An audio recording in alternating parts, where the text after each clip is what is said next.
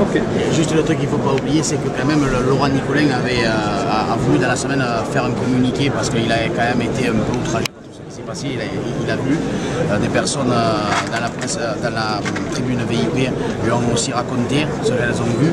Et il a voulu faire un communiqué et malheureusement il y a une personne qui est soi-disant en dessus de lui, qui est la personne de Pierre-Marie Grappin, qui a interdit de faire un communiqué pour ne pas se mouiller, pour ne pas être avec ses supporters, ses propres supporters, je ne comprends pas. Le problème c'est que je ne comprends pas que cette personne soit au-dessus de Laurent Nicolin. Peut-être qu'il y a le père Nicolin aussi qui est pour beaucoup, mais enfin le problème, c'est un problème certain au niveau des supporters de Montpellier, tout groupe confondu. Tant qu'il y aura cette personne-là, il n'y a pas de dialogue possible.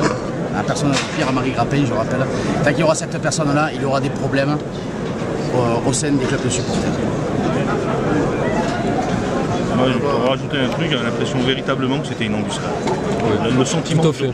du journaliste, casser du français, nous faire passer 5 quand tout le monde est rentré, ils ont fermé les grilles, ils ont sorti les tonfas et pendant 10 minutes c'était une pluie de coups. Et on est arrivé 2h15, 2h15 avant le match. Je voudrais dire quelque chose et peut-être qu'on finira là-dessus aussi, c'est qu'il faut arrêter de nous montrer du doigt par rapport à notre réputation. Les Marseillais se sont fait tabasser à l'Olympiakos, au même stade, au stade Karaiskakis. Les Bordelais, pareil. Il y a d'autres exemples. Le standard de Liège. Il y a d'autres exemples. Les supporters de Rouen. Nous sommes Montpellier, nous avons une mauvaise réputation, une réputation un peu dur, de voyous. À cause de ça, on nous montre du doigt, de suite, on ne se pose même pas la question. On voit que la police grecque qui ont un antécédent, des antécédents et qui ont des casseroles plus grosses que les nôtres, nous charge, c'est la faute des Montpelliérains.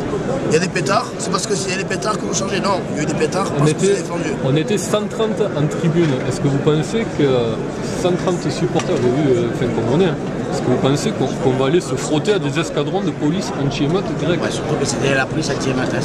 Bon, est-ce que vous avez senti la volonté, entre guillemets, d'acheter une conduite, parce que les supporters ne peuvent pas s'acheter ça, mais d'essayer sur les prochains matchs, tout du moins de ne plus faire parler de vous. On ne sait pas si vous êtes au courant, on a organisé une manifestation récemment qui a réuni, on va dire, une bonne majorité des supporters français. Donc il y a eu un défilé commun. Il y avait quand même des Stéphanois qui défilaient à côté de Lyonnais, il y avait les Bordelais de présent, il y avait quelques Marseillais. Des Parisiens. On essaye de faire des choses positives pour un petit peu. Ça, c'était fait quand et où? Ça a été fait le mois dernier à Montpellier. À Montpellier. Notre initiative à Montpellier le mois dernier. Il y a 1500 participants venus de toute la France. Il y a une motion qui a été rédigée par l'ensemble des groupes de supporters présents, qui a été déposée au sous-préfet. Donc il y a eu une réunion de 3/4 d'heure. À ce jour, on avait demandé d'avoir un retour du ministère de l'Intérieur. On n'en a pas eu. Donc voilà, nous, notre volonté, effectivement, elle est d'assagir les relations un petit peu avec les forces de l'ordre, avec le gouvernement, avec les médias.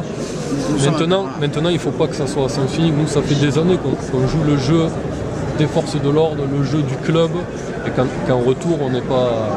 Moi, je ne veux pas qu'on soit récompensé, mais quand il se passe ce qui s'est passé en Grèce, avoir ce traitement-là, c'est tout simplement dégueulasse. C'est un minimum soutenu par le club, au moins ça, quoi.